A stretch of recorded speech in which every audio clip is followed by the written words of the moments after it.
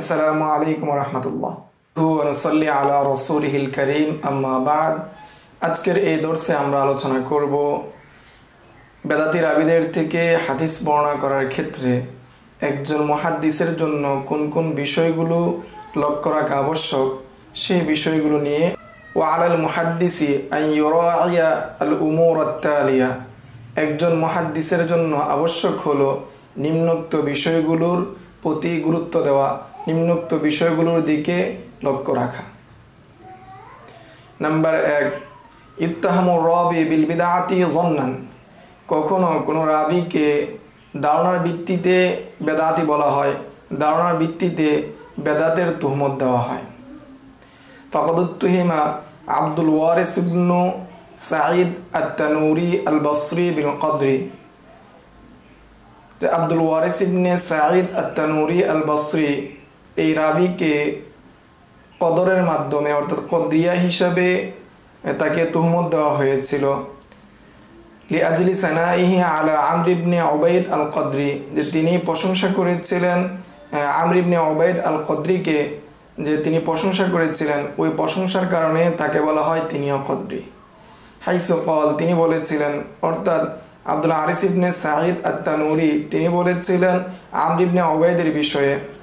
লাউলা আন্নানি আ'লামু আন্নাহু সাদুকুন মা হাদ্দাসতু আনহু, যে তিনি বলেছেন আমি যদি না জানতাম তিনি একজন সত্যবাদী, তিনি একজন ধর্মভীরু মানুষ, তাহলে আমি তার থেকে হাদিস বর্ণনা করতাম না। যেহেতু আমি জেনেছি তিনি একজন সত্যবাদী, সেজন্য আমি তার থেকে হাদিস বর্ণনা করেছি। এই প্রশংসা করার কারণে তাকে বেদাতি বলা হয়, তাকে বেদাতের তুহমত দেওয়া হয়। আব্দুল ওয়ারিস ইবনে সাঈদ সম্পর্কে ইমাম বুখারী বলেন, ওয়াকাল আল বুখারী قال عبد الصمد بن عبد الحارث مكذوب على أبي وما سمعت منه يقول في القدر قط شيئا। ইমাম বুখারী বলেন যে আব্দুল সামাদ ইবনে আব্দুল ওয়ারিস তিনি বলেছেন, অর্থাৎ আব্দুল ওয়ারিসের ছেলে আব্দুল সামাদ তিনি বলেছেন তার বাবা সম্পর্কে, যে আমার বাবা সম্পর্কে যে বেদাতের তুহমত দেওয়া হয় সেটা আমার বাবার উপর মিথ্যা। ওমা সামিআতু মিনহু ইয়াকুল ফিল কদরি কত্তু শাইআন, আমার বাবা থেকে কখনো আমি তিনি কদরের বিষয়ে কোনো আলোচনা করেছেন, কদরের বিষয়ে কোনো প্রকার কালাম করেছেন আমি শুনিনি। 2 নম্বর বিষয়, যে বিষয়গুলো একজন মুহাদ্দিসের লক্ষ্য রাখা আবশ্যক, তন্মধ্যে 2 নম্বর বিষয় হলো কদ ইয়াকুনু নকলুল ইবতিদা মুখতালাফান ফি সুবুতিহি আনির রাবি, যে রাবি সম্পর্কে বেদাতের কালাম করা হচ্ছে, বেদাতি বলা হচ্ছে, সেই বেদাত হওয়ার ক্ষেত্রে কখনো মুখতালাফ ফি হয়, অর্থাৎ এখতিলাফ থাকে যে তিনি আসলে প্রকৃতপক্ষে বেদাতি নাকি বেদাতি নয়, তার মধ্যে বেদাত আছে কি নেই সেই বিষয়ে এখতিলাফ হয় নকলের ক্ষেত্রে। ফাকাদ তাকাল্লামা সাঈদ ইবনে আব্দুল আজিজ আত-তানুখি ফি হাসান ইবনে আতিয়া আল-মাহারিবি মিন আজলি আল-কওলি বিল কদরি ওয়া আনকারা যালিকা আল-আওজাঈ, সাঈদ ইবনে আব্দুল আজিজ আত-তানুখি তিনি কালাম করেছেন হাসান ইবনে আতিয়া আল-মাহারিবির বিষয়ে, যে তিনি বলেছেন যে তার কদরিয়া বিষয়ে অর্থাৎ কদর সম্পর্কে তার কৌল থাকার কারণে যে তিনি তার বিষয়ে কালাম করেছেন মুক্তাদি হিসাবে। আর হাসান ইবনে আতিয়ার বিষয়ে যে কদর নেই, যে তিনি কদরের মাধ্যমে তিনি বেদাতি ছিলেন না, এই বিষয়টিকে গ্রহণ করেছেন ইমাম আউজাঈ, অর্থাৎ ইমাম আউজাঈ সাঈদ ইবনে আব্দুল আজিজের কৌলকে এনকার করেছেন। 3 নম্বর বিষয়, ইয়াসবুতু নাকলুল ইবতিদা আনির রাবি ওয়া ইয়াসিহু রুজুউহু আনিল বিদআতি ওয়া তাওসীকুহু মিনহা ফাকাদ সাহহা রুজুউ বিশর ইবনে সারিয়্যি আল-বসরি আনিত তাহাজ্জুমি। 3 নম্বর বিষয় হলো যে কখনো কোনো রাবির বিষয়ে বেদাতের নকল সাব্যস্ত হয়, অর্থাৎ কোনো রাবি বেদাতি ছিলেন এটা প্রমাণিত হয়, এবং তিনি বেদাত থেকে যে ফিরেছেন সেটাও বিশুদ্ধভাবে প্রমাণিত হয়, এবং তার পক্ষ থেকে অর্থাৎ তার তাওসীক অর্থাৎ তিনি সাকা হওয়ার বিষয়টাও প্রমাণিত হয়। যেমন বিশর ইবনে সারি আল-বসরি তিনি জাহমিয়া মতবাদ থেকে ফিরে এসেছেন, এটা সহিভাবে প্রমাণিত। 4 নম্বর, আন ইয়ারবিয়া রাবি বিদআতান মুআয়্যানাতান ইয়াতাকিদুহা ওয়ালা ইয়াতাকাল্লামু ফিহা ফাদলান আন দাওয়াতিহি আন ইয়ারা রাবি বিদআতান মুআয়্যানাতান, যে কোনো রাবি কোনো বেদাতের সাথে সম্পৃক্ত থাকে, কোনো নির্দিষ্ট বেদাত সে নিজের ভিতরে লালন করে, ইয়াতাকিদুহা এবং সে সেটার উপর বিশ্বাস করে, ওয়ালা ইয়াতাকাল্লামু ফিহা কিন্তু সে এই বিষয়ে মানুষের সাথে কোনো ধরনের কালাম করে না, কথা বলে না, ফাদলান আন দাওয়াতিহি প্রশ্নই আসে না যে তিনি এই তার বেদাতের দিকে মানুষকে আহ্বান করবেন, এটার ক্ষেত্রে প্রশ্নই আসে না, বরং তিনি নিজে নিজে সেটাকে নিজের ভিতরে পুষে রাখেন। ফাদলান আন দাওয়াতিহি ইলাইহা ফাকাদ কানা আব্দুল্লাহ ইবনে আমর ইবনে আবিল হাজ্জাজ ইয়ারাল কদ,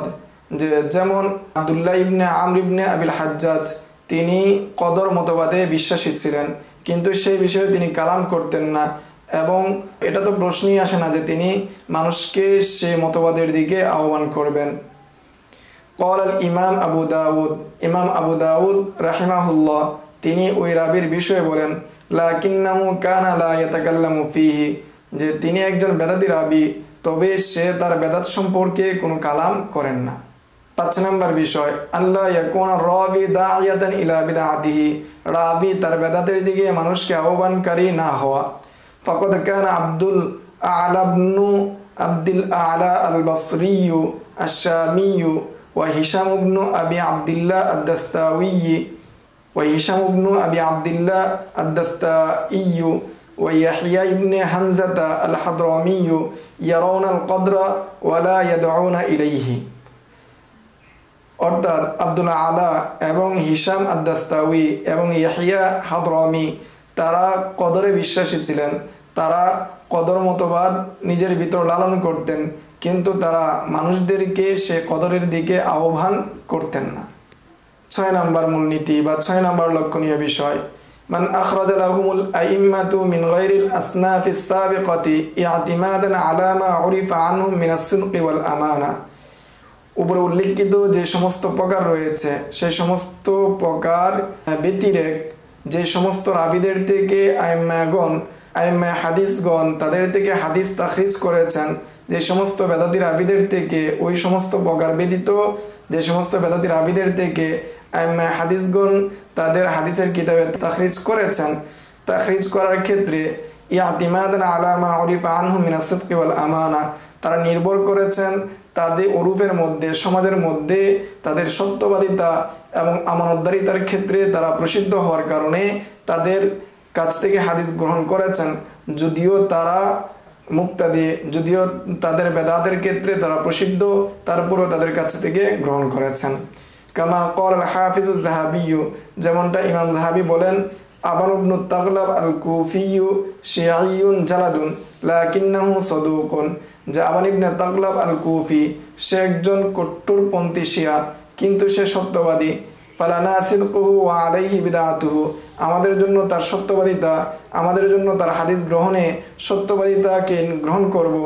আর বেদাত তার উপর ছেড়ে দিব। 7 নম্বর বিষয়, মান উদিলা বিরিওয়ায়াতিহি আনিল উসুলি ইলাল মুতাবাআতি ওয়াশ শাওয়াহিদি,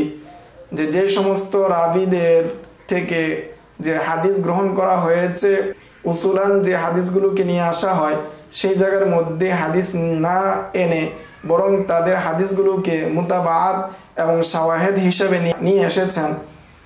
আওলাম ইউখরাজ হাদিসু ইল্লা মাকরুনান বিগাইরিহি, অথবা তাদের হাদিসগুলোকে নিয়ে আসা হয়েছে অন্যান্য রাবিদের হাদিসের সাথে মিলিয়ে। কামা আখরাজাল বুখারীয়ু হাদিস আব্বাদ ইবনি ইয়াকুব মাকরুনান ফাহুম সিকাতুন ইউক্তাবু হাদিসুহুম, যেমন ইমাম বুখারী আব্বাদ ইবনে ইয়াকুবের হাদিসকে তাখরিজ করেছেন অন্য রাবিদের সাথে মিলিয়ে, অন্য সাকা রাবিদের সাথে সংযুক্ত করে, ফলে এই সমস্ত ব্যক্তি অর্থাৎ যাদের রিওয়ায়াতকে মুতাবাআত এবং শাওয়াহিদ হিসেবে আনা হয়েছে অথবা অন্য রাবিদের হাদিসের সাথে মিলিয়ে আনা হয়েছে, সেই সমস্ত বেদাতি রাবিরা সাকা পর্যায়ে গণ্য হবে এবং তাদের হাদিসকে গ্রহণ করা হবে, লেখা হবে। ক্বালা ইবনু খুযাইমা, ইমাম ইবনে খুযাইমা বলেন, হাদ্দাসানা সিকাতু ফি রিওয়ায়াতিহি আল মুত্তাহামু ফি দীনিহি উবাদ ইবনু ইয়াকুব, যে আমার নিকট একজন সাকারাবি বর্ণনা করেছেন তার রিওয়ায়াতের মধ্যে দ্বীনের ক্ষেত্রে মুত্তাহাম রয়েছেন দিনদারিতার বিষয়ে যিনি অভিযুক্ত এরকম একজন রাবী রয়েছেন, সে হলো আব্বাদ ইবনে ইয়াকুব।